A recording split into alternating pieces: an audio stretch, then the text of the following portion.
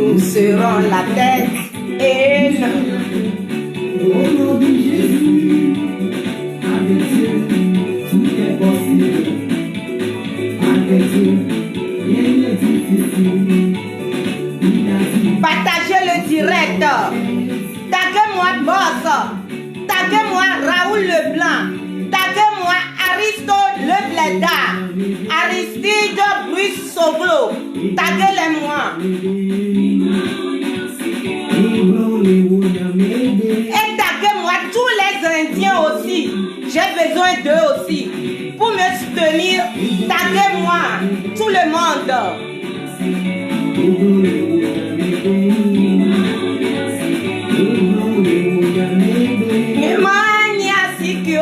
Mimania sikyo, tae komiani.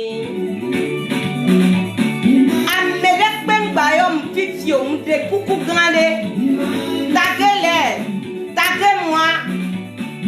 Raoul Leblanc, Aristo Le Blédard, dit Aristide Bruce Soglo. Et taguez-moi boss des boss, Monsieur Komi Bata. Taguez-moi s'il vous plaît.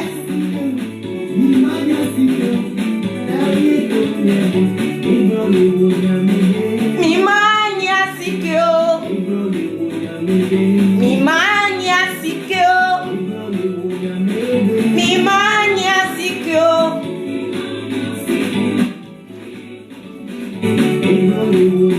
Nde kuku amekele yo ma bloqué lo. Nde kuku na mi.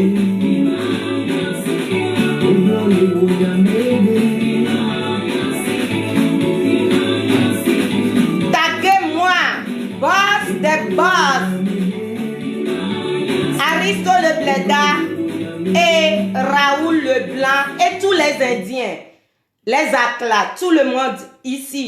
C'est ma première que me le yo Indo kekem le yo Akla o chan kekem parce que enyalati me le diable.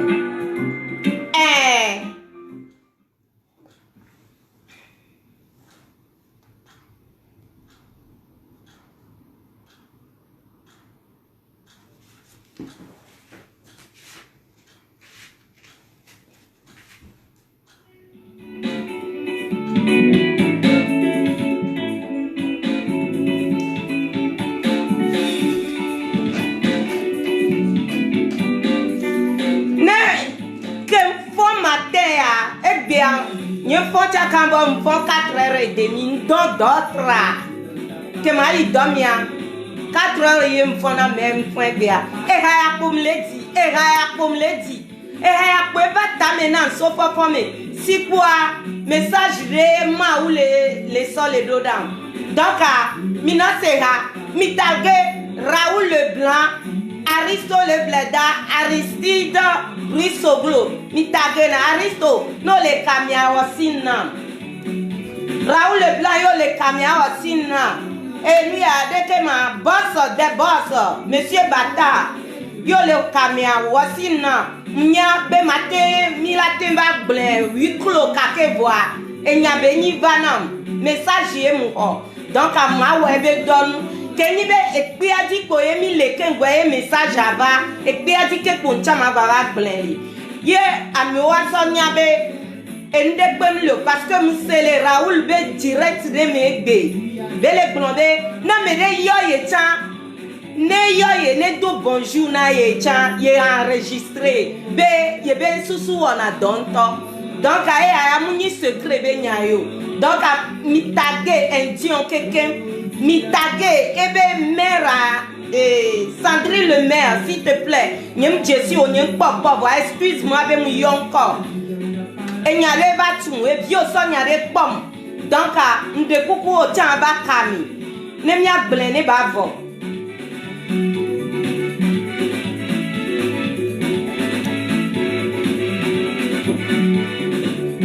Nemi sous sans nyanjina me subo sans quoi mi partager direct sans quoi on y va Wallace Belia Coléa Zonoa Jo partager direct à quoi elle a yegbo enyo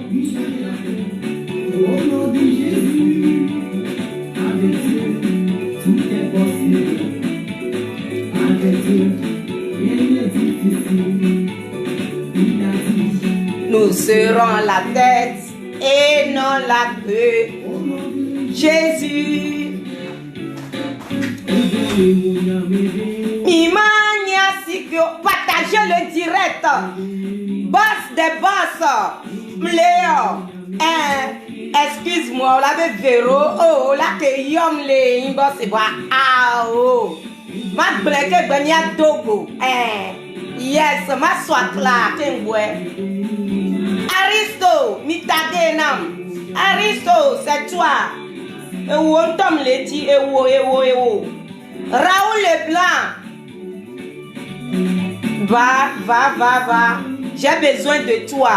Nemia blen, ma blonia. Na me sia me basse kudo tobe. Et nous koye o le dit aye vero walo.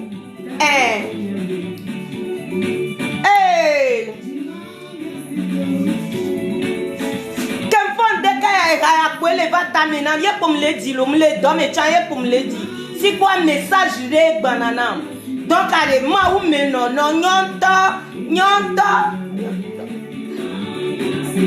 hey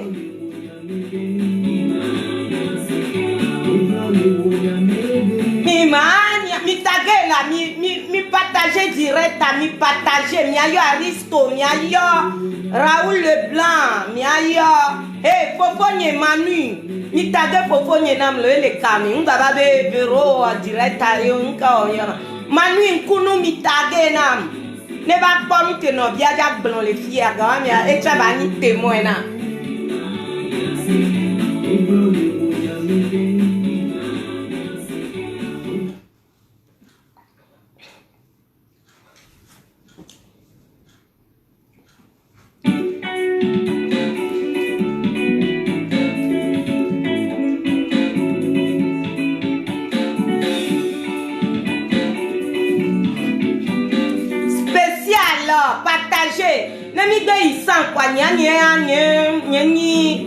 blogueuse donc ami te va pom subo voir enyakele amila ble indien mi yola la pepe bi o wenwele la yo indien la yo mi ma swa klana mi la pepe bi mi yo le kame npo e wa bi o like va partager apeto benyaye apeto Raoul benyaye donc à partager indien mi partager là quand mi a de me ba koni mi okekem personnes, yé ponyam le dit. Ngane akakama alo nye to ma partager, nye to nye pas partager. Kamyo a.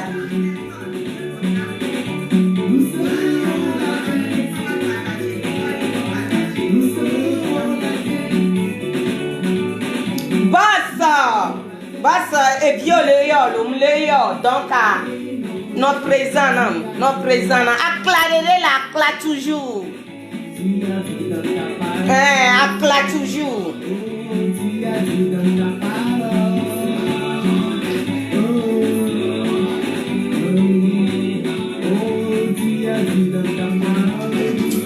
Dans la tête. Et comme déjà notre caca vidéo à la voix. Nous serrons la tête et non la queue.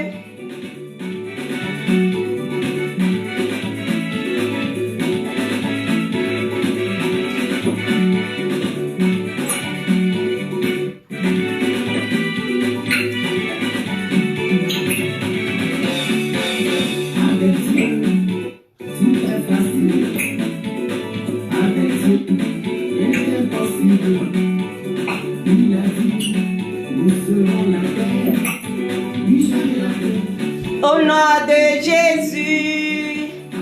Mais quel connoissement, quel mot le coma. Partagez seulement. Ah, il vole, il s'en va. Nous serrons la tête. Et...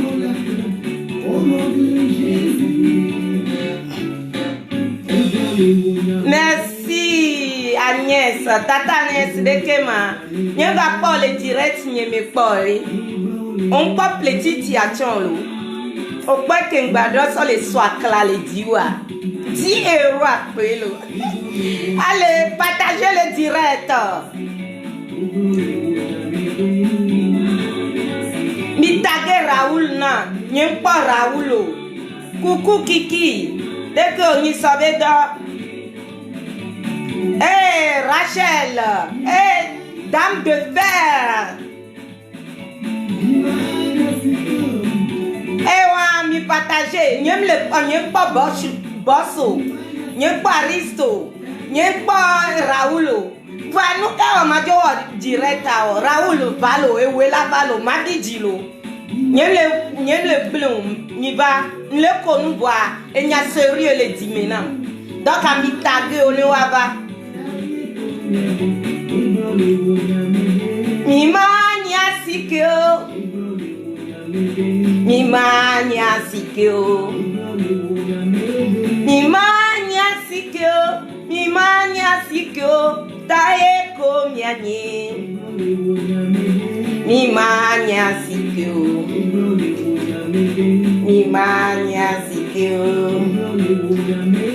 Mi mania sikyo. Mi mania sikyo.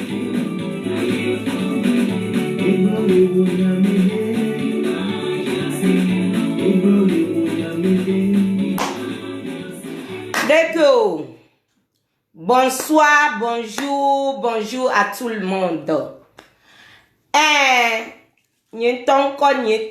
Véronique. O bayona boa Véro kweso kaka devi me kaka mbasi kaka va yo vodio cha yo vonto chote bayona mbe a Véronique o dio de Nika o de da pa Véro pa mesia meten yo dan Véro le populaire na Véro nyem de funami mbe wayo Raoul nam ye wayo Aristo nam ye wayo boss de boss nam monsieur Komi Bata, Aristide, Bruce, Soglo. Malheureusement, Nyemnya Enuya Raoul Benkowo, Eke Poye Mnyane le Peadia, Ye Poeni Raoul Leblanc, Ye Pomyo Pataminya, Nyemnya. Nyem la Fogowan de Pedio, Ma ile mia degbemi. Enuya. Mboso domi mlani nyimde ntochon dakpete nyede so konde so zinya kengbo we mlani ye kwa mlano vevere me kwa telephone di Et ma blente, il y avait là 1h, à 1h30, à 2h de temps. Voilà, quand porte téléphone, il y a fofo Raoul et Yom. Et Yom. Et be verrouillé à B1. Ni sobe dormi, ni sobe do. Bah, dès que me font la longue miséricorde, me les très surpris. Ni quand les dit be, et la yom, beveri a ni kumi yon, ne leve direct au messam yone, mi tagé na mi anonio, vide. Mi soble na la risto be nou mi. Va kaka be boa, ni mu yo ekpo. Kaka ye chak boa, mu yo ekpo. Va we troy akeye de ke be yom doa, nglene yin tochan. Doa, muselebe direct de mi, ek bereka ebe ya, yebe susu wana donto. Be, ne amede yoye, ne do bonjour chantete, ye do bonjour, be enregistré ne dade voir. Le nyaglo mi ma okudo agbeto, yen toto nambe, ne mdia matin enregistré, nye kou yebe conversation. Et je ne peux pas mentir, j'ai fait. Peut-être m'a joué, peut-être n'y m'a joué. Voir, ne n'y m'a joué wa. N'y a conversation que n'y baku de mi wa. Que be ti zerika, mouyo aristo. Y'en blene be, blene Raoula, Raoul le doigt enam. Be m'avait tonné aristo be. Et be de que n'y avait n'y cuini les doigts. Et n'y chapé pour ye la yok. Ye la glonyana. Kudo yenglon nou dadene Daril. Ye wa vocal. Dadene fofo Daril chan. Voigna spécialement de ke bubu ke ye sonanam. Alo de ke ye mwana doa. Nye kuye minana ye pointa. Nou antiye na pointe video et nou antiye ye yombro. Be vero. Ebe ye mayo aristo abenko muyo e chankaka ye enyavo. Ebe magblone aristo bene lewa yebe directo wa ngbano yo ye benkoku. Benu ko ye bewo ke ye lega pamea. Kaka ye bagbo ye ngba yo ne benko kake voa ne ye nto ye wo ebe video daria. Aristo va le soni nebe video le pompo le yenti kebele glonya sambe amenya mouye me vide doit mwasebe nyon de kansu de cap parce que nkeke amia amerio chon le yom le tata Rachel benyanti donc kebele glambe amekama ebe vero non on to nyame keye le blanc yimbe aristo ma ke gbe ba le de nyame nam be ma bleni be yem bale di be yebe nko ba no tole yebe nume ko be yem bale di piko yem bale di gble de pe so eye aristo bo be nyete blona me be nyolo video ha ele be enu ya nu kenti ele yom le blonya ya nam doa yeba me o le bidi be ekube nya ejaba so nyame be amele jaku yele blena mio le Facebook dia amio le sio be nene be kuja so me be ye chan ye ba mio le yesi voabe nyanye vero de kenye kwa aristo mi le ye nyadua be ma yo aristo ni magbeni katra diandre ma biom ya cham yo pata mi le pe a di Raoul eye aristo ba homi ve somolu sona enu akudo toa ma parenthèse vide zegedea indien o kaka kenu yo le joa enye poye indien yo na eko la zuma o le zoom no yom le inbox chan de kola ponpona ma o le pompo mia dadario mia foforio kake mia mwonde pepe na mu voa enu de kole ngro be enyi be de keke amesia mele ekpeadi ame ani indien ame ani akla nene keke po encham ni akla simple ne aristo muni fofo nye yo aristo a enu ale ekpeadi ne mi Jessie noa bi pa joa maman le blédard et le péadi fofoi et le péadi novio o le péadi voa enyekpoye mi yona enyekpoye mi vazuna ariswa nye mi trié be nyagboa nya nyim tri aristo be nyagbo. Raoul Leblanc, écoute-moi très bien. Aristo les sanu mbe nya m'a supporté à claner kaka à ma vie.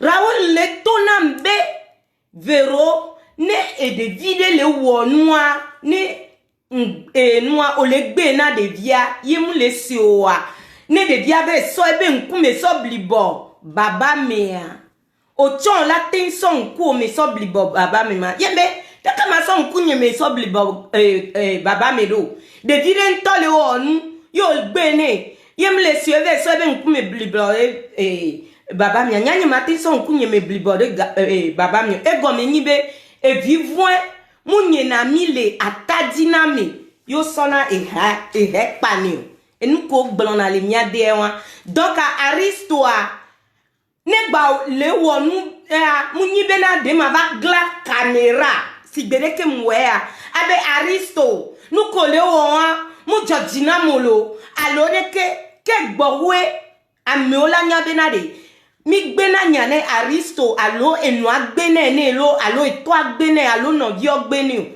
bien sûr mais de peke aristo le wa eye jonadina mi alo eyo alo mi be nyanye kwa aristo mi nyi won kwa na aristo le wo ndia mais e de o anglone ne la direct le me ele wo nde ke mu yu ezan me zereka yem tone bena aristo ti video ti directa aristo eti directa zereka nya fofo noa dekoa didi Yves mungulo nuna npo juwa engulo nuna etona benu keye nwo efia be dojijo na yento be de ke aristo cha segbenye kwa aristo il n'est pas bête étoilé et noilé indien mde kukunami mia peto président Raoul Leblanc eye yo mefia ye bele ponu ponam voa ebe nu pomea ke bele ponu po kaka le ya ne nyambe ma potoni ne basia munam ton ebe kaka eba le bidi la ti debe an vero ye po be amega oyo ni voa be noyele on dibe ya wo do anayo yembere e do aka ebele dibe ma wo ma Raoul le tonambe ne aristo ele wo noa magbeni yembere fifia mayo e de kebele gblena mama yo aristo magbeni ne yo aristo ya aristo a musena mu be baba le yo ebe nkwa de ma ebe bene le yo ebe nkwa egomeni be enya magblona aristo be kamane gbale wo direct anima gbadu ebe direct me alo nyima gba no supporter et ya ça je ne peux pas ni matin globé ni matin supporter nous keye aristo le so na aristo do problème kudo eye Raoul bien bedo eku ni matin glé ti abena de enwa alo mni indien quoi alo mni akla kwa ya me debe ya be plemolu le aristo enia Raoul be fiese me alo diami kwa matona mi abe a obe ngba yo ao funu ye chale dunule ye chambe nkeke ndudu ewa mi makugali du menu na me de pepe le sanwa idola supporter nyam le supporter ebe ao be ye kpona pe noa commentaire nyo ye kpona ye le to ne be ele sema me dijo ebe nyina mi be ke olea e vivio yen tochanya edo nkunde nyiso nya kem le sanwa mbe le san dion be nu nga o evide be won be me dian on be wa be dion be dion mi to ba ebe vero san ye de san ya be ye la do emi ye la attaquer vide mi la gble voa fifi aye ngba le di gble be nya de pepe o be ma gloni aristo ye mde kukunami aristo a Aristoa, ne la segbea, nye kan le di be nye vero, be be la va se kakayo. Nye on to we piqué Aristo tutouban, on to Raoul Leblanc. Ame ko ponu avec commencement. Ame le blanc be abena Raoul Leblanc. Yo nye ba me, yo ya, mi se la mi ono ame obe yon desio. Nye ko Raoul Leblanc, mi ni ami. Le yen tobe pas jadi, gake me Raoul Leblanc, tonne be nou dia, disons 3 ans, lo 2 ans et demi, owe ya, ke nyam le kwe alo. Miame 6 de pekwe kona Raoul Leblanc. Ne tochan la dun kwe la glen. Nye mba dun kuwa kwa mikele wo adrigan amio. Ya mia so. Friko mi yon abe 4 kote e fenawa a mia swe. So dade yebe tet bo. Le blonde deke. Kaka mia mkonu kaka mkuwa mate gawame. Ne batro yi ebe ancien. E nya kem le blonde yet ya amegere mukpo enou. Nye kwa enou Raoul Leblanc kebe toi dia, nyang kwebe début. Donc dès que be yon doit nyam ngwene lo, mwe parce que e bunde ameredi na be yondo. Voir kuku ke ye ma dene, ye mle dene chan, nyam be dine ba fani. Ndola bene kwe, ye mle bie benade. Fi entoy mbia le dibe Sandrine Lemaire bava. Yen le dibe yane Sandrine Lemaire. Ne gbe nyani e senia. Ye beva le tona nia. Wa ku Sandrine Lemaire. E ya baleba o mechan. Voit Sandrine Lemaire. O gbe na nyani. No gbe na nyani ne eye Raoul le nyani wa. Nkan le dibe Raoul. Tiko yi kakari yo boa. Nye kale di o. O blona be ne danduwa no pa vokluya asini. Eyo boss be nyo kore nan be nyan ko le supporter boss nya be boss ameke nyan egbe ayewan ameke nyan tomi le yo be bossa be nya o keken be nye be nya o keken ele gbo be ameko bione nu be nana ameko tian bien ye be gbia be ole. Mais entre parenthèses, boss de boss. Quand les dit, na me de balek blon yari kwekwecha, no gag blon ami o tocha on atek blon vero benyo. Akla. Donc Raoul, blonné indien be on to yomvo. On bano de funamu. Le dit be ma blena wefia. Kenyon nou indien de zoomni sole vidéo mea. Nye kan le dibe o yu egbe ni on wo video chan blon TV na de oh ameyo wa mingba no attaquer ameyo o mingba no wo o so photo nye so avun alo gbo o so mi tata Edith Foligan nye ton e biom deke be nya pe ple molu ne mia pele nti o. Nyam tone be ne la wetoa ne weto parce que nchan compagnie nye levo nchan fike yem tona mwona geste nye na e chan levo e plesa e doame e le nyanya mena we Raoul tata noa Edith Foligan e ple molu 15 sake be aso e doame rodo ple molu 15 sake voile Otanie, o souhait so chevalet, o som so bon ko boare o yomi tete labe o benade de ko be jesimdo de ko yomi fia o yombe o vero enu ya ke va ku am Georgina yo be o be dine fana mi alode kia abitoya bivena fike le fiowa e yo kuluna. Towa ye le vio yo nyet ya le blena.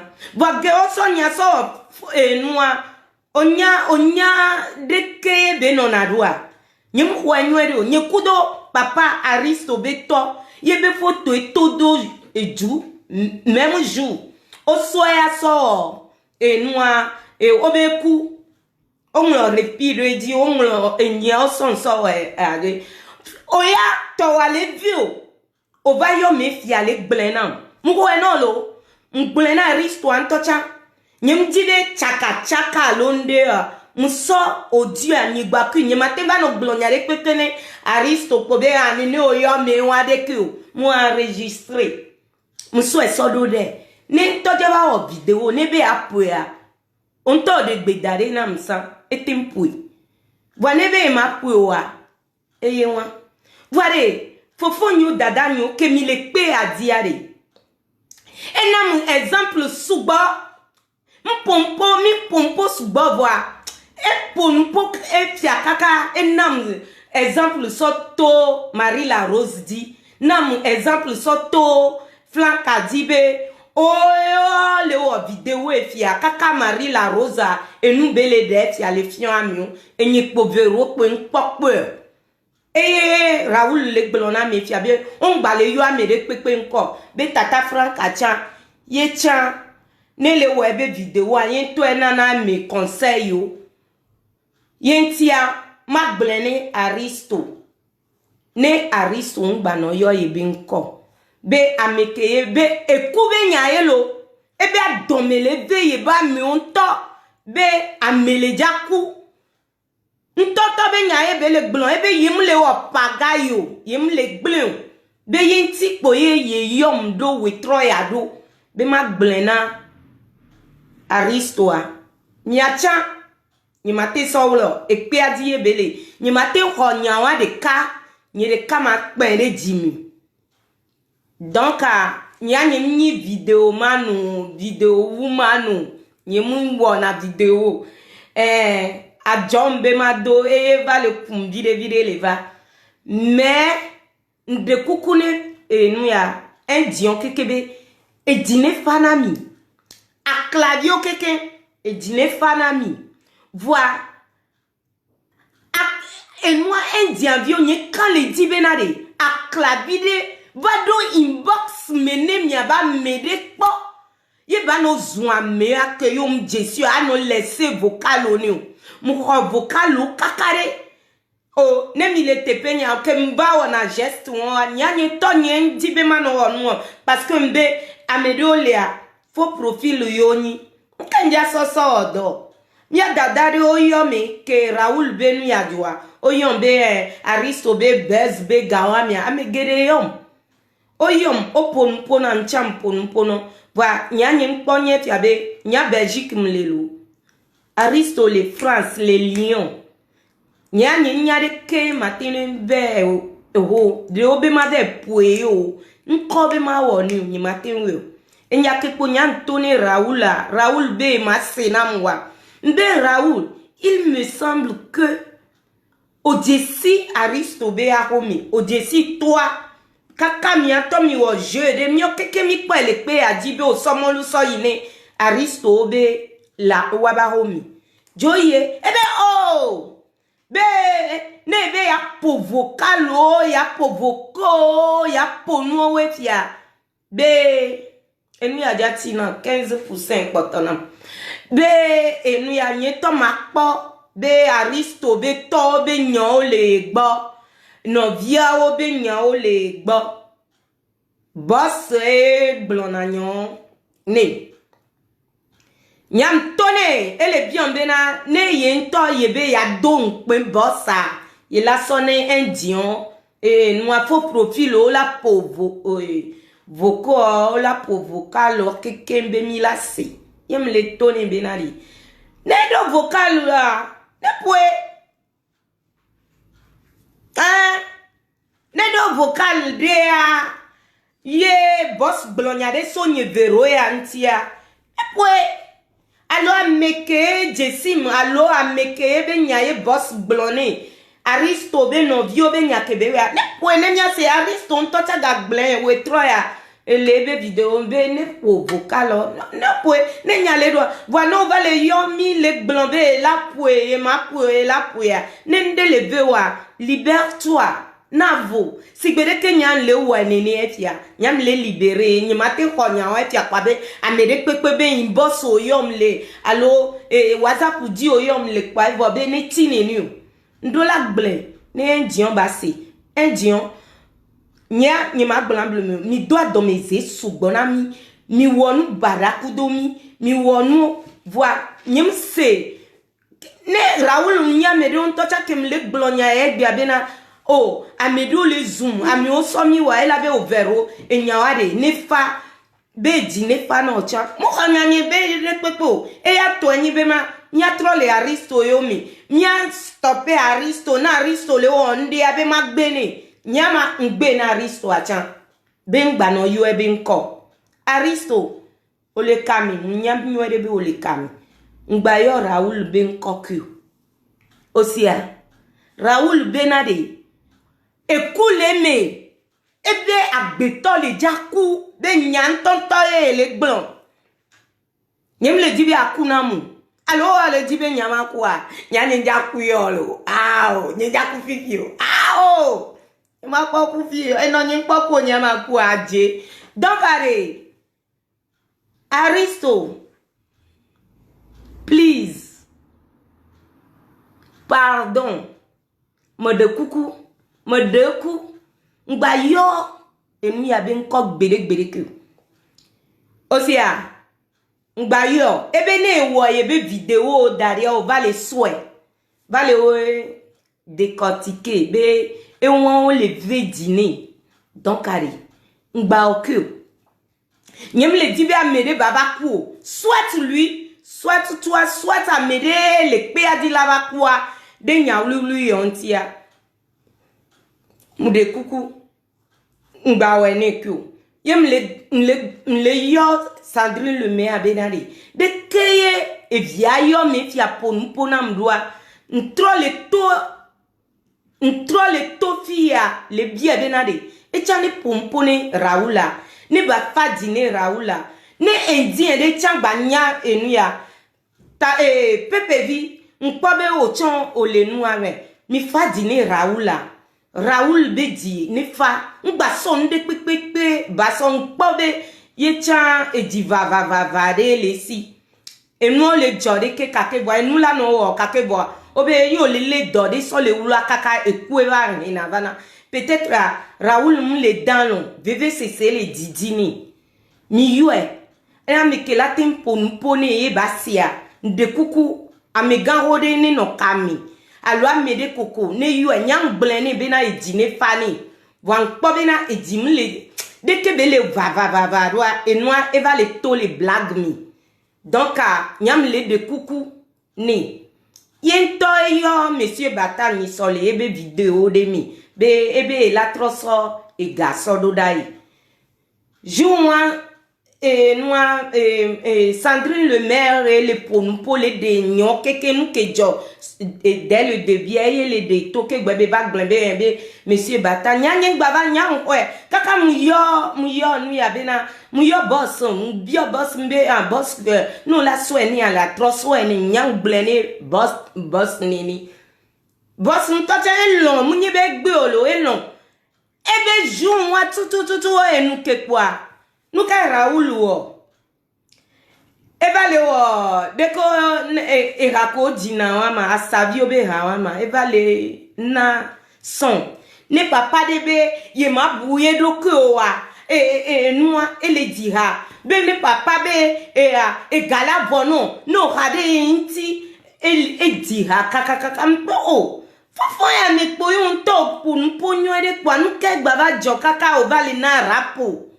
nye to nye de kapel po egbon ye di po ya ye po nya o le di Raoul ne noa boss obe nja yo ebe nya wele yo ebe boss be ya yim le ja yo nya ke Raoul to na me won ye ntiare ne ebe egbon nya de no ye nya le bia nya mi vero no fe ver po vocal nya ke be gbon le nti nya chamasi na pwene mase ekebe gbon le Aristo be no vionti be anniversaire to be nya ko o glari pwene mi ase obe na de ajera to be wari do kone de connaît.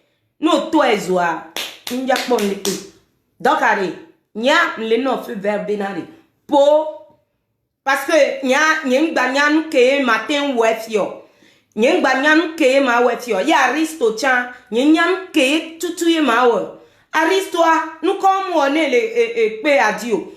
Ozui, oh, nous chan abik pare, amede you effia benba. Elle dit ayi Landry ben no be côté ami anglo ne benga kebe don kui le kame bena o kele nglo no ko so ye tokudo ye no be photo so o nglo le di are nka enu kuna nzere kan chan don kwa binya ele sigbo gba so kakla to eme na menini fi kele fia mi ayo kuluna to kele ve o yom gentiment o blena Voine chama bleno gentiment, ne tout le monde benade. Ni a chami les CV 20 ans, ne m'balé interdit, ne indien quelqu'un. Mi bayom de Aristo benya de pepe ntike. Aristo a, nya kudo Aristo ya, mi m'diak po lo ye mi le dia, mi me le diak po. C'est mon ami, mais ne mi do nya de kudo ya, ni yebe page di. Ne mi nyebe numéro wa. Après direct yef ya nyama troso Aristo be direct be numéro nami gbaja gami ade ne mi to nyade le dimena mi ade nya yo ezerika direct mi gbaba to jinye ke gbo yo nyem le jaba temba no wode ke alode ke par exemple fi ane de nyem enregistrer nu yo e be ma gbe nyana Aristo a nous que les jolly pe a dit yen so vocal wa so do da Aristo wa yen be yo Aristo ya keke mi jesi Aristo chalo yen ni jesi nous ko le joya ne nyemu enregistrer nyekudo Raoul be conversation pamba yo Aristo nya Raoul yon benade kamesia me le ner dire que lo Raoul yon benade be ma blono be nang bayo e be nkoko be ma interdit na wade de que noa Aristo la biom e la biom be nya kai mi le blonken gbowe donc m'fon la lome vidéo e ba filia musui voi so ye dia ne ma zumbe na verole da dioa ma extrait vide gami mia so se Raoul beg bemi ye nyanya benare nyanya o Raoul yom lo ma poni miasi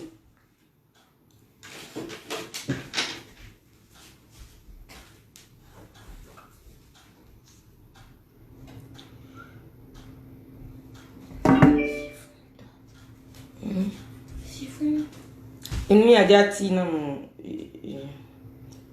sifon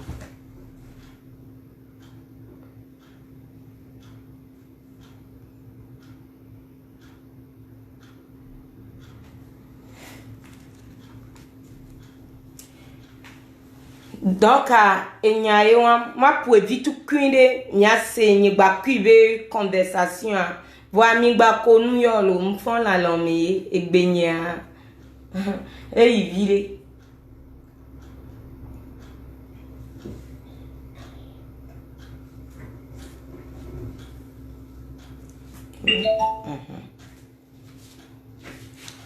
bon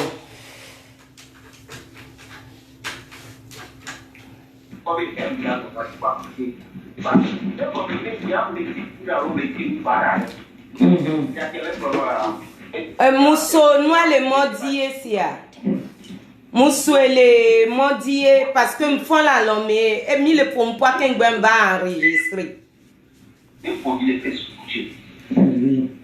et n'a qu'un infirmora pour Dieu pour la signa et il au mois et toi et bien pas bien pas tant petit quoi il y avait avec des militaires avec force ça n'a pas de force là pas nous souvent et donc pour le tout saut qui kata pas pour que de pour les pieds et le nom ouais dans tout le petit ça passe ah oui Ndo chargeur nyao merci beaucoup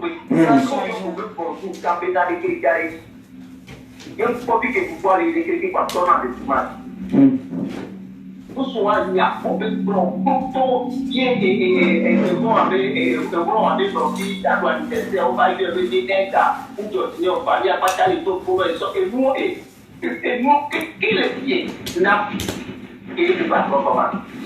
Soyez imagine, pas de toi, mais toutes les familles, parce que ça, on peut me dire, je ne vois pas toi, ça m'a coupé. Mais après le pronom parce que maintenant, amélioratif que vous mettez, le temps de déjà dit, vous pouvez avoir le point de bataille, vous parlez de bataille. Raoul, petit là. On dit, nous qui le prenons, on dit, non, il y a que le pronom, il y a des choses qui sont là. Après, il y a des il y a des poèmes, il y a quelque chose qui est pour là, on a arrivé parce que nous prenons les droits. Mais quand il a fait gagner, il y a pas les yeux pour y et pas. Voyez où il faut y avoir des choses qui sont pareilles. C'est parce que avec des présents, il y a des gens pour nous parler que pas y aller. Avec des pour autant qu'ils ont là. Parce qu'ils sont prisonniers ils sont devenus présents et une prison. Au même prison de l'île. Il y a des gens qui doivent amener au pata, au pano, au pano, le port, à moi qui faut me classer avec si avec. Il y a d'autres au bureau si direct au lot, on a piqué. Le point de sa vidéo, on a piqué. Et un dieu de nous va prévenir lui a dit, et avec les gars, il y a tout du madou maintenant, on n'est pas les plus quoi. Nous allons dire que c'est là parce que nous sommes des vénérés. Et nous les gens que quand on a promis à où et à prison, et on va te sortir par là. Ah où, nous disons pour le procès, mais on tient mieux les liens. Il y a pas de faire jouer le coup. Quand je vis mon va me brancher, vous.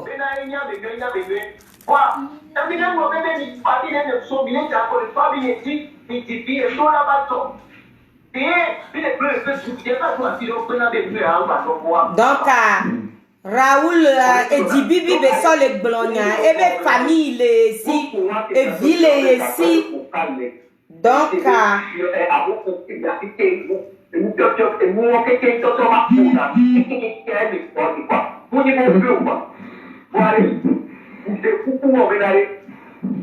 yo appelle le bon à faire venir. Mais t'as fini d'année quoi. Alors les t'as dit pas tout parce que y a les autres là y avait là avec les navita. C'est bien. Les dit là pas tout pour nous soir. Pas tout quelqu'un pas le venir et puis au cas où va pour les photos. Tu vois le pour aller. Il y a pas que là où on y a il y a quelque Aboko va donner, nous on peut faire le premier ici. Et qui arrive, le coup qu'on a bien, il faut aller, comme il a des gros films. Et puis, ma soeur est pas sortie. Après, moi, pour voir, il n'y a pas là. À ce moment-là, il était ma femme, ma soeur pour poursuivre la peau. On a mieux. Même la sœur il n'y a pas de problème là pour y faire. Voilà. Il y a Raoul. Depuis yom mifia, elle est surpris quoi. Il y avait au la yom. Voilà, et nous je dis, au premier, il y avait aussi Aris, on t'a bien moins de. Donc, carré.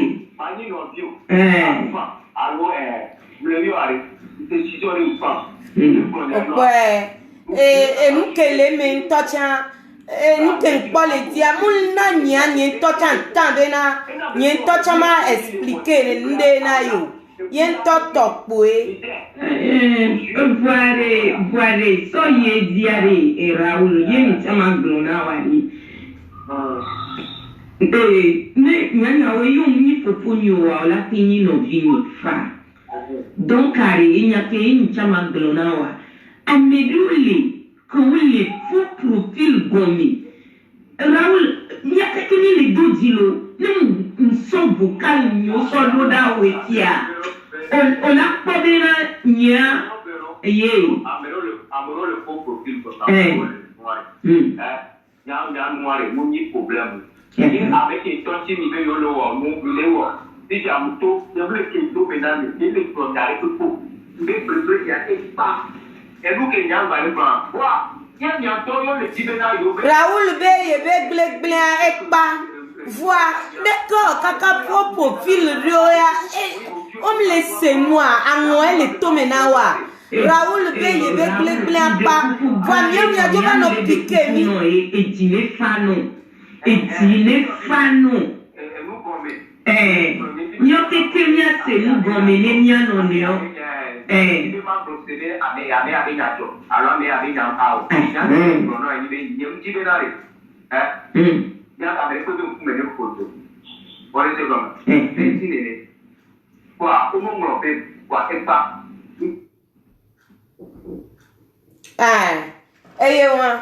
Ça enyo subo nyem jibe mai détail menu.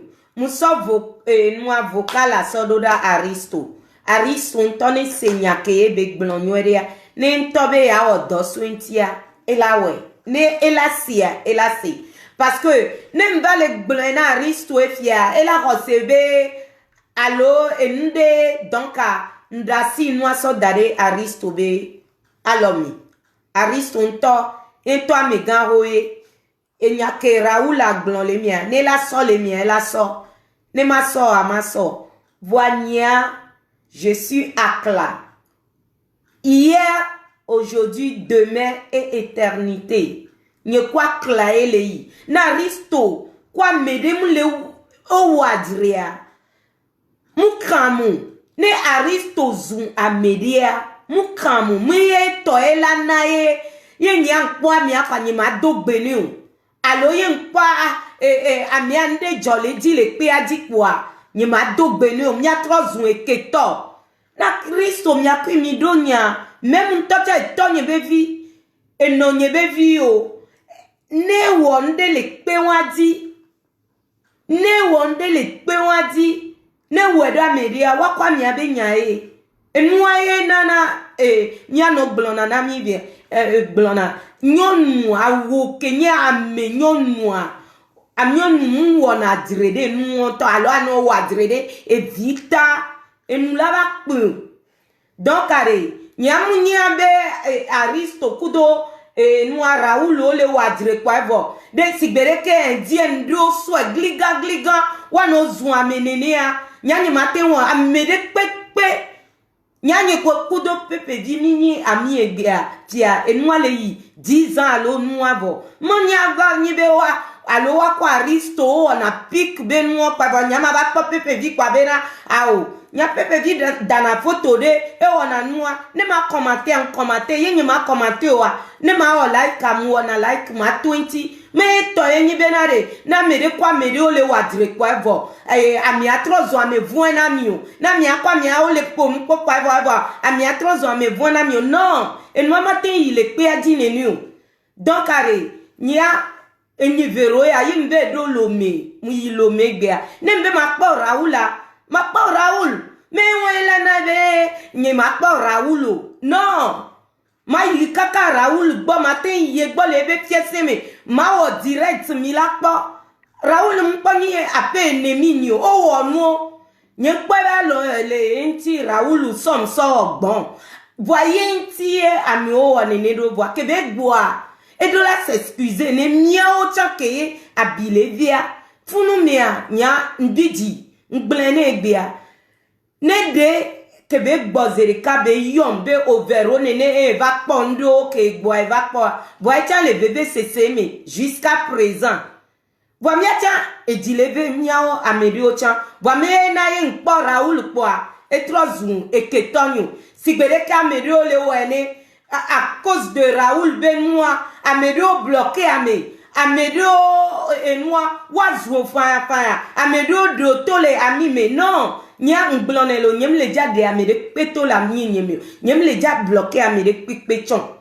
Quand Amédo nyang blon abe m'a bloqué aye kwenye faux profil, m'a bloqué faux droit Amékom Jessie mi le po nya no ni odekea, mule nya le wo. Ye faux profil anka nja sova o ne faux profil de zumama we wa meke nyan jesia nyanye maten bebe na alo mi ade Aristo nti mi de voina mio mi les on Aristo zua o chanu la siono la ziazu bo ma ba no tona me fia sibere ke Raoul le gblene be ya ma kebel de dia le wonwa kamia le wonwa mdola troll ngo dominer e won ya non nyem klaristo drobenade ne no zuame alo ne no onu klaristo drobenade togo be nkone yidi nu kebebe ye wo be aklabe noire ebe t-shirt oare ne ba so gamiare wabenade togo vie de tono po la medenti le mondiale oyi jure me pia oyi america pia o pa americain de do awade o mano tie bena o mo togo tore wonde kaka clava oyi australia o po america amiola ti o le do awa oyi ndela o la menawe donc à nous kenyam le supporter ne aristo Mounibe me le supporter Aristo beare Aristo le zoom Raoul quoi me le supporter Aristo le zoom nia Marie la Rose quoi me le supporter nous kentio nyam mana Marie la Rose sana misa nyanyen sinamiolo nyen sinamio kake va me partager ni page ni dine ba tochanya mi supporter Marie la Rose nyoere le duyame me supporter nyoere le duyame donc un jour à l'autre, mba yebe direct me quoi et blonyare yembe o ntroba yoe e va expliquer na be tata kleka et les zunye be pom be mulonu ga popo mo me tocha nyanye po desi kleka nyana me de pele o direct ya quoi nya commentaire ke nya ona www.acla.fr eye mia dada kpo ye bebi dido be mu ye clair kale zunye gamia kembe ngolo noa peut-être la ebe a dominer Marie la Rose eye na ye bebi di dom enya ye wa nyem jesi o nyem wo no kakeboa mi supporter va yi mi supporter nto fike amemu le wa amebe se le funwa Marie la Rose Raoul yo le kamia seigneur weva yo even kona me biayem le blen gake me fleur de lille les zon Marie la Rose nya dada de chan nyim jibe mayo ya ben ko e chan les zui ozunia 3003 yi page nya di nya no défilé kaka igbalegbe mu yo ngonu kaka Marie la Rose nto chan va like mbe o Bemi dasi Marie la Rose mi jova zoom Aristo la Amedo le mlobe vero Aristo la va zoom wadere ke Aristo tian va like ne mi le mi défilé le ikaka mi la kwe nou kenwo mu yo Aristo ntone Aristo be Aristo e wo kwe la ten sauver Marie la Rose ame kukula badi bo amunyo ke fleur de lille le wene kaka que Aristo soirée Aristo stoppé zereke fleur de ria et coupé chan zereke donc allez nene milano na mere bodo amere pikululu ye mi anovile nami mi atocha mi jo onesa no le nami kwa evoa eye kwela ni nya kaka fia mi aba no sebe e kuja to emia nya ni mkhonya wa ne kuto ya nya de dangbe ni mkhonya wa nami ni khone yentin le tourner Raoul be et dîner fani nyabe domme le vieux kakeboa Raoul nous sina mlani yidukumi nyokeke mia so gbedodora so do edibena nu kele wo wa nyabe fi koyiwa ma meno peyo edila no vieux nu abire be nyamja tempu no gbede o nja vona o edile vieux yo gba toke gbe tukara yo gba le joa va Raoul no la senunam allo noa Sandrine nyenya de kebe pona na odo yo vanu la senuna mia nde kuku no sigbede ko yoma le de kuku le monde entier ame kele poma bena de Raoul nde kuku nyembena ajo le Facebook dio voire mia so do gbedodo ra me negba ni un mois tiare be na nyini mia so do gamia nu kele wo abafa nya nwere nye tocha ne ndele wo ma nyim dana no zami amesia menye benu kele wo wa ole wo avun ya pepele ole konu gare mi o boa egbe o gba fon o vale gblombe ye fofo de ku kaka ogbon aya du vi mtina edon kunde nam Donc, Raoul, m'de coucou gande non. Écoute, ya ma noemi.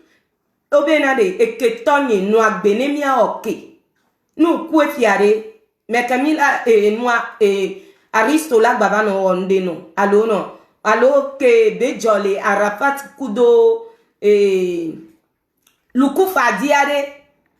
Dès que dana pa yechala no da pa la no glombe noa légionnaire que Aristo kwetia nyamba laisse légionnaire be nyare pepe o e boule pi adie dès que mi pona luku façon be wona no wa egbale we a donc ade Raoul nde kuku nende le jo kakakaka le doku le no soube dîner noisi o le doku nka le di chambe dès que m'blin fi ale nou ya me kaka gbon voir o la so no ngba na me be gbe chan nya be ko yom ya o la dan di voir nya be ga popo ya mia ayi do ko me ngba kan le di be amede kokola se vidéo ya e chan la gba de kuku non tata Marie la Rose de kuku non yo enu ya Raoul na de kuku ni nkele we ya nya we ne yo vo defi e bele ya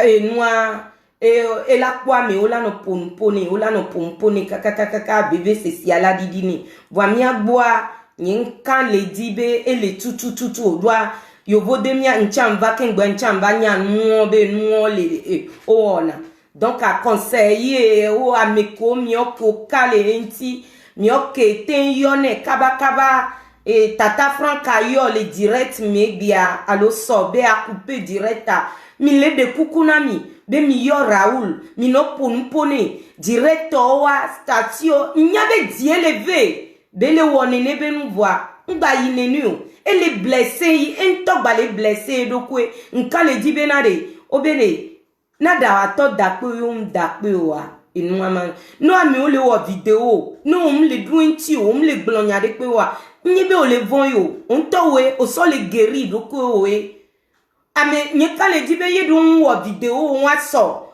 allo zumbo salo va onu wa nyeka le dibe Aristo la ba so egbe la baba no dit kotiki o pada sinu vide abiwa ne ku enu ke wo ame o le glen 00 nyanya we ne akwe ya nwa nchambe ya akwe ole ola wo konu no ola dupa tima be si chrétienne munyilo vanchan popo npo ame o yi prison la wo nyeme po o plona tazo o wona konu ola tusi no ola no rode do ya munyibe na ebobe nu yo kotanuye e konuye o yo na be na konu me ka on wo konu na le yiye amikpo koto e ko no gbenyi enua e wona mbe ogbon na be adangbe to yin odula ya hu ntocha ayi mi aba home ayi enobe tepe tope odula ifunu kekem kengbe enua la to le dio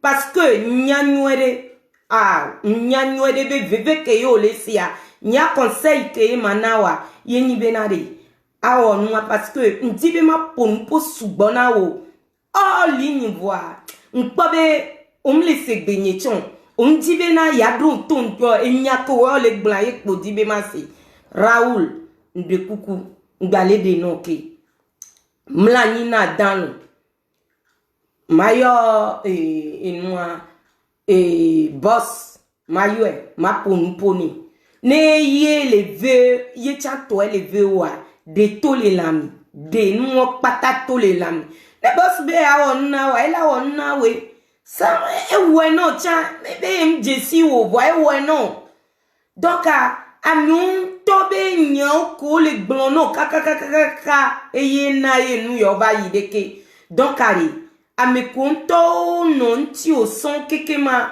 yen po be conseiller de gligal nti wo omnya mekebe nyaye lasio même to vo komi semi valesia omnya be Sandrine nya otona elo allo Pamela impératrice lo allo ame poto keke enwa to ba chaka donc a dit soubo le vieux côté on chon le vieux donc Raoul yi n'avait laissé ne adrado kudo Adasi Facebook, ne gani 2 semaines, tiens.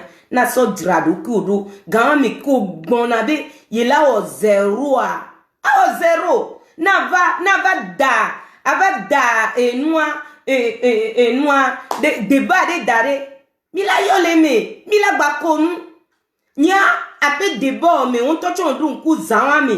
E wontie na ye nyam Jessie tata Rachel do. Kako ole konube, ole to ene tata Rachel le direct à mes premier jour ole to ene be a tata Rachel be a mere le be a zuina e la be vero e be nkwani vero e bi o chambe de ko yo ne mo be vero pa e jo konu e nani la vipe a me juwa le o vidéo a peine mo me nyan Jessie le donc are nuke o emi ma ono view e dine fanu Aristo echan ese nkale dibe ese negba no pik chan ngba so odo doji voa nyanya ke yen gblona wa on touchon le gblen be na boss ami gan hoye beni ngba nu zoom bosso de kuku no ne boss gba o nde pepe no chan ngba zoom nye kale dibe na boss nto nko le joya boss nto mi akui mi po alo Dekio, ngba se les on dit ngba si o bossa ami gan oye beni osia si sa ndakpe na meko keken na mede se egbenyi ne latin ede raula na oye milio yo vode milio mi pele mi okeke mi anti ne mia ede raul nyo a ele gblo eku be nya eku amia be nu ya eku kekpo e beni donc a nya ko le to le nu menia et le loup vovon mimia mekedi ebe le jajolu e ntoji yo amebuji yo mimunyo pamle de kukuna mesiami na mede le proche nia nya ebe numéro le gboni na mede le dia amiaten yom nya ma so Raoul be numéro ni ne ba yue ne mia fadi ne mia novia mia wo baga trova no pe adi sigbere ke be le sanene ye tukarang bananyu ne chakpo pik dia elatenia nenkpo wa eyewa wankali dibe Aristo olekami akla dede eyewa akla ewa tata Rachel deko mekele konwa c'est caca, c'est bon. Je vois le con, moi. Johnny, merci beaucoup. Merci, Koku. Merci. Ah, là, oh, la mio quelqu'un là. Oh, là, nya, we. Yo, Raoul, benudo, gado mio. Oh, gado mio ne attaqué, nous ya. Nous a nyengba nya risto ntocho ento basona nyado danaria miko na nkaka. Allô mule direct lo ah oleme oleme lo ah oja ponpo ah ok.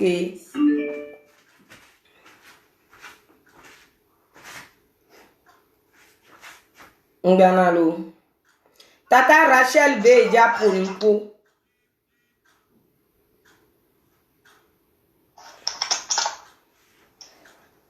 Tata Rachel be japonpo nami. Donc nya senya kele siara. Evo ponpo.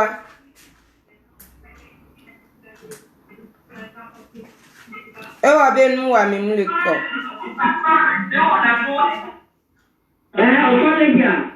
Ça doit dire. Ok, bonsoir la monsieur. Lui m'a intervenu, il a le compte américain d'ailleurs de corps. Il dirait qu'il Kebe do amope kokala la ko kokala mi ase parce que e mo be mo wa expression mo ka ba expression e wa parce que ne ko be ka di bala le tie be do mo be kokala ke Tata Rachel Cavalier le pour nous poilo. Et nous que bon ça et ben il y a et quand tu veux pas ton et ben il va mon peu vocal et donc bon tu veux vocal et donc bon tu en modo et que nana dans modo là pour vocal moi et puis tu me là c'est non pour vocal moi mon un mois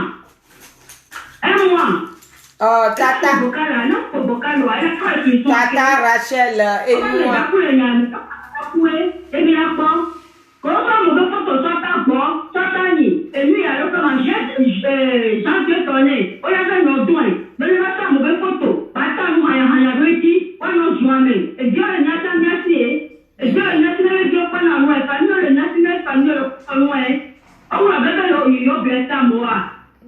On va faire le bien ça, moi. On va lui dire, direct, moi, il y a quelqu'un qui va lui être, on a dit quelqu'un qui va lui être,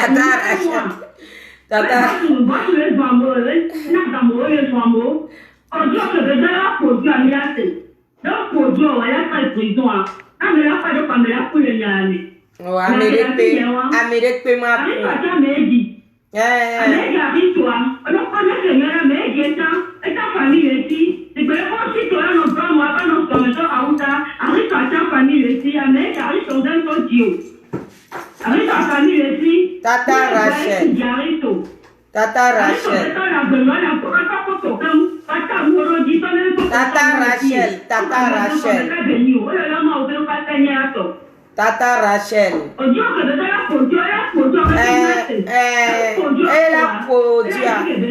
Tata Rachel, et dîner fana messiame.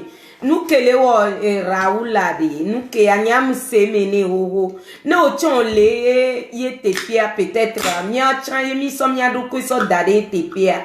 Au kwabe kebe yi funu boa. Et noa lenti. Et noa bébé c'est les et dimene. On pas venu. Abiwa ya munyibe na fifi bele jakunu. Nya munya ne Raoul muebe caméra ame kom le kweoa wawe gbayina abe no konu ano glene bina ogbale pousser mais nya auto toi Raoul le do jintolo oh mi ma nya ni matin radio ne nya m le pon kumene am nya nwele benade nyon mwa zumi mle blene dia Raoul elle est forcée de quoi elle est forcée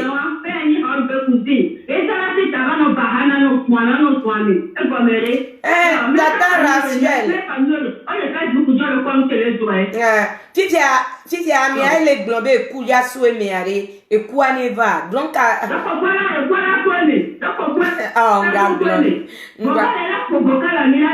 oh vocal nyam ne fait vert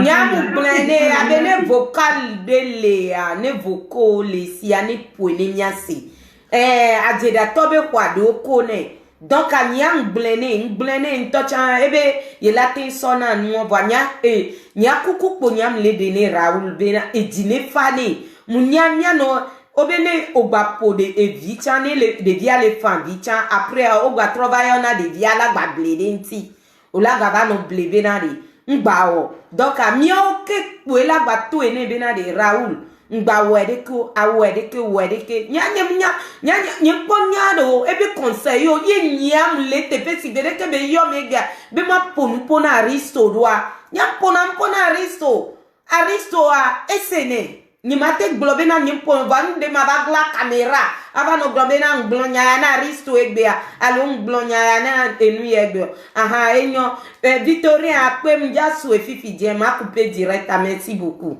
donc allez mle de kukuna messiami Tata Rachel e dine fana ocha ne fana messiami nyakpe le nti ne de ke baten wo ye noa la de le dîner elle yasime elle on le voit nya je suis sûr et certain be Raoul mun le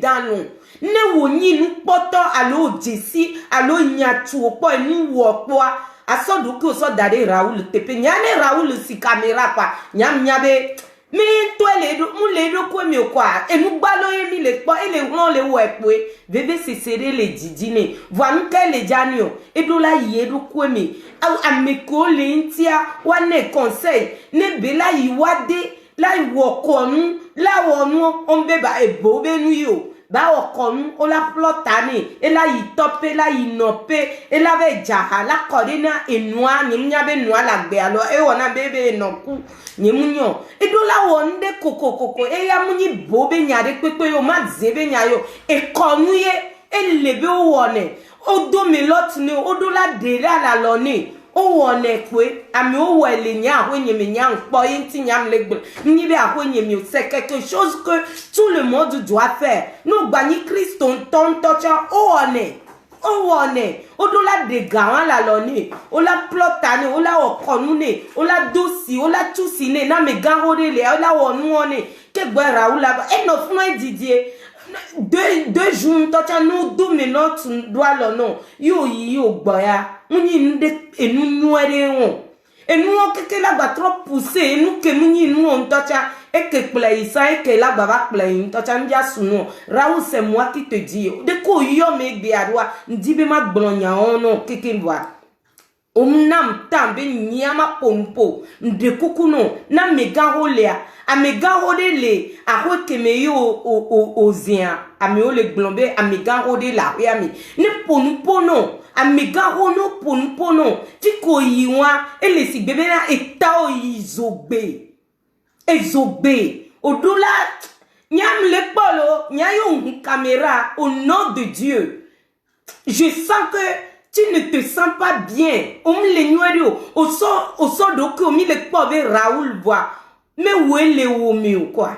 Nde koko. Non le ou est kaka nyang pona be nde le bloquer là, nde le bloquer. Parce que, o le boutame. Sous le funu besi ak bebe. Fiko so bois. Funu pas boule tame non. Et nous on quelque on do la o konu. Ola lesino ke gbo we nu ola yi to be funu ola ve pode wa wo nu ne e mwa ya de mle to e no vodu le mia ba ho melo e no nya amegan e le ba ho meda no yinya ho nyemia vodu le e to nye be padi e no nye ba padi vodu le mia on to we va so Christo sodo e nu wa voyez nous que jo yo be nu jo nya wa ya me gaho la kwea pourquoi pas et moi maman matin blonya no la ba be avec bien no si ode ne be noye watchon wo kaka ke gbo over dimia no over dimia to over dimia odula we nyanye le to nyanya uno edawa le tanawa odula ya kwe awla yi amega hore koko nyanya be nyama bloto nyano lo munyi benare o la no pon la benare allo amega ho gare myo non je ne suis pas nchan le sigbe miao ke punene on est des mêmes générations fofo nye le pe adi nglena we biabina fofo nye ni manu nkunu yovo ele pe adi fofo nye wa apo me keke myo keke a mi no mi atogbo mi nani kaka mi onu a ebepo di mi le donc allez de coucou garder non won ke yim le wa blona wa nyabe peut-être Sandrine ou bleno kake bon so so do nyani ma bleu eyi pola o la ve plota wa du pati ma be si wa wonu no ken gbo we ame o ten ble nyano nya mle ble mami sie o fona mi nu o wonu badade o la po o la blonya o no o la onu aba nenuke a voi no omi yichoti dimanche wa eno nye ken to la baba no pusi o yen tolo ya amea nya no nya ndekema pe bipi ameko jesia pe bipi we do sitane mia no wa we no nya Christo ta e beni kake voa mami sie be madasio be ele yenti mama nya dansie mama nya mekono gbadagwa ola jesi mama nye mekono gbadagwa dekema o ma pania e kase unso mia ba ho menti le gbadago ni so e jesi ami o le kote nyo nya bi ese nya mama nye no nye benua o mami si gande dans si gade ni mama ni donc a me ko no gbadago jesi gbadagwa mi mama we sona otona vanya gawa me ke o keken le gbon po jinyo lo